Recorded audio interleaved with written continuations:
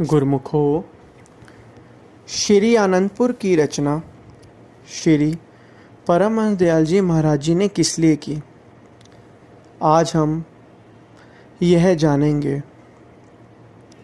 कहते हैं कि जब जब इस दुनिया पर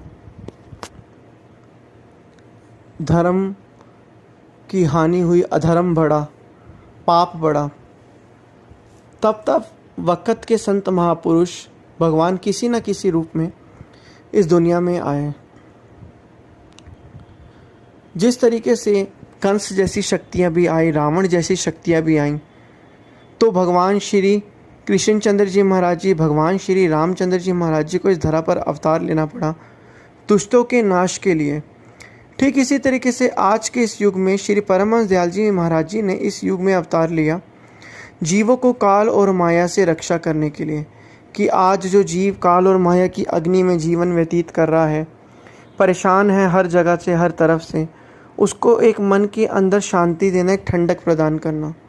वक़्त के संतों महापुरुषों का यही मिशन है और इसी मिशन को लेकर श्री परमहंस दयाल जी महाराज जी इस धराधाम पर आए।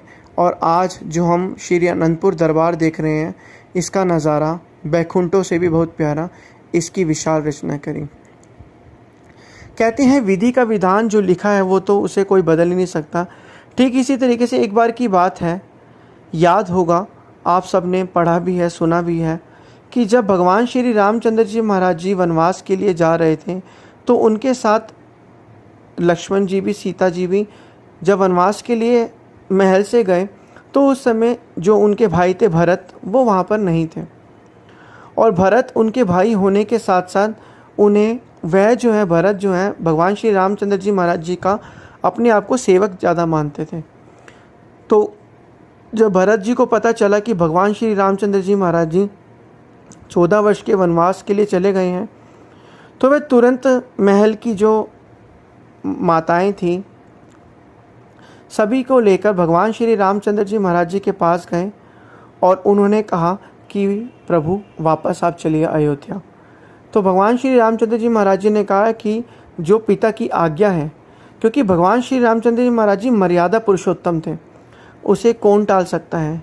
और पिता की आज्ञा यही है कि मैं 14 साल का वनवास में रहूं और तुम राजगद्दी संभालो। तो भरत जी जो भगवान श्री रामचंद्र के भाई होते हुए भी उनके सेवक थे, तो उन्होंने कहा कि मैं ये राज्य नहीं संभाल पाऊँगा, तो आप मुझे अपनी चरण पादुका दीजिए, क्योंकि आपकी अनुपस्थिति में यही जो है राज्य संभालेंगे। आप सभी ने श्रवण किए ये। तो भरत जी का इतना प्रेम था, इतना सहनशीलता, इतना भाव था, वो भी 14 साल तक जो थे, जब तक प्रभु रामचंद्र जी महाराज जी वनवास से नहीं आए थे, तब तक वह भी गद्दी पर नहीं बैठे थे। कहते हैं विधि का विधान जो लिखा है वो लिखा ही होता है, क्योंकि भगवान श्री रामचंद्र जी महाराज जी का अवतार हुआ ही था राक्षसों के नाश के लिए। उस समय राक्षसों का जो था बहुत ज़ोर था, तो भगवान श्री रामचंद्र जी महाराज जी ने अवतार लिया और दुष्टों का, राक्षसों का जो है नाश किया। तो जो था वो विधि के विधान के अनुसार वो वनवास गए 14 साल के बाद। वहाँ पे सीता माता जी का अपहरण रावण ने किया और उस तरीके से जो है रामायण हुई और आगे जो है जो युद्ध हुआ। ठीक इसी तरीके से आज इस दुनिया के अंदर, इस कलयुग के अंदर, श्री परमहंस दयाल जी महाराज जी ने भी हम जीवों के कल्याण के लिए ही इस दुनिया में अवतार लिया है, ताकि जीव ये काल माया और मोह माया की अग्नि में जो झुलस रहा है, परेशान हो रहा है, अशांत हो रहा है और उसको समझ ही नहीं आ रही कि सही रास्ता कहाँ है, भटक रहा है इधर उधर, उसको सही रास्ता दिखाने के लिए। कहते हैं कि श्री अनंतपुर दरबार बहुत ही विशेष है और इसके अंदर विशेष आत्मा ही आती हैं और पुण्य आम संसारी लोग इसको नहीं समझ पाते हैं। जब कोई चीज़ विशेष है और उसके अंदर विशेष पुण्य आत्मा ही आएंगी तो उस चीज़ की तो अलग ही बात है। ठीक इसी तरीके से ऐसे ही जब कबीरदास जी महाराज जी ने, भगवान श्री गुरु नानक देव जी महाराज जी ने, अपने अपने समय में अलग अलग महापुरुषों ने, गौतम बुद्ध जी ने अवतार लेकर इस जन कल्याण के लिए इस दुनिया में अवतार लिया और हमें समझाया और बताया कि जीवन को जीना किस तरीके से है। आज हम इस दुनिया को भली भांति देखते हैं, दुनिया की चकाचौंध रोशनी को देखते हैं, लेकिन हम आम संसारी लोग इसमें फंस जाते हैं। लेकिन एक गुरुमुख जो है उसको यह पता होता है कि मेरे लिए क्या सही है, क्या गलत है, मुझे किस चीज़ में फंसना है, किस चीज़ में नहीं फंसना। ठीक इसी तरीके से कहते हैं कि जब तक नाव पानी में रहती है तब तक वो तैरती रहती है, जब नाव पानी नाव के अंदर भर जाता है तब वो डूब जाती है। ठीक इसी तरीके से जब तक हम इस दुनिया संसार में रहते हैं तब तक ठीक है, लेकिन जब संसार की बातों को, संसार की चीज़ों को, संसार की सोचों को अपने मन के अंदर बसा लेते हैं, दिल के अंदर बसा लेते हैं, तब हम अशांत और परेशान रहते हैं। यही जीवन का अटल सत्य है।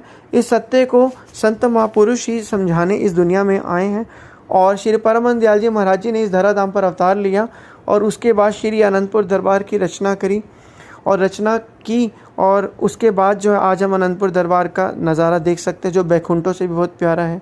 आज श्री सद्गुरुदेव महाराज जी ने अनंतपुर दरबार की रचना क्यों करी? ताकि विश्व भर में जहाँ जहाँ गुरुमुख हैं वो इस दरबार में आकर भक्ति परमार्थ के नियमों का पालन करके अपनी आत्मा का कल्याण कर सकें। क्योंकि भक्ति के जो 5 नियम हैं, श्री आरती, पूजा, सेवा, सत्संग, सुमिरन, दर्शन, ध्यान, श्रद्धा सहित निसेवन जो करें निश्चय कल्याण, इनको जो 5 नियम को निभाएगा, परमपिता परमात्मा की बंदगी करेगा, तो उसका ये लोक भी सुखी होगा और परलोक भी सुहेला बनेगा। लेकिन आम संसारी लोग इस चीज़ को समझ नहीं पाते हैं। वह जो है लगे हुए हैं भीड़ में और संसार की चीज़ों को एकत्रित करने में लगे हैं कि ये सच है, ये सच है, जो कि सच कभी था ही नहीं, उसे सच मान बैठे हैं। लेकिन जब हम जैसे आप जैसे गुरुमुखों को संतों महापुरुषों की चरण शरण प्राप्त होती है, उनका नाम प्राप्त होता है, उनकी भक्ति प्राप्त होती है, तो हमारा ये फ़र्ज़ बन जाता है, धर्म बन जाता है, कर्म बन जाता है कि हम उनकी आज्ञा में चलें, उनके बताए गए 5 नियम की पालना करें। जितना हम उनके बताए गए 5 नियम की पालना करें, क्योंकि वक़्त के संतों महापुरुषों ने अपने ऊपर अनेकों कष्टों को सहन किया। जिस तरीके से हमने सुना कि भगवान रामचंद्र जी महाराज जी के प्रति भरत जी का कितना प्रेम था, भाई होकर भी वे अपने इष्ट देव उनको मानते थे।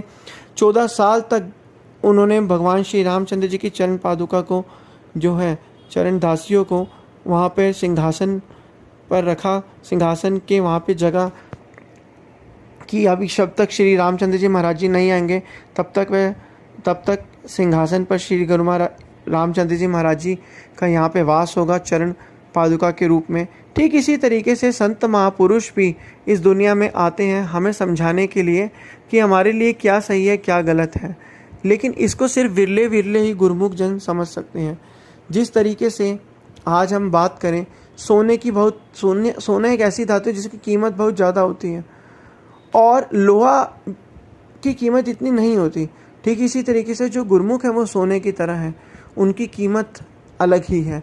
लेकिन जो आम संसारी लोग हैं वो लोहे की तरह, उनकी इतनी कीमत नहीं है।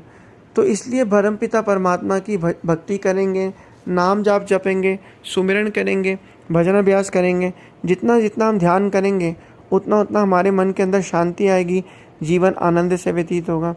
तो यही संत महापुरुष फरमाते हैं और इसीलिए परमहंस दयाल जी महाराज जी ने श्री अनंतपुर दरबार की रचना करी ताकि ये जीवों की आत्मा का कल्याण हो सके।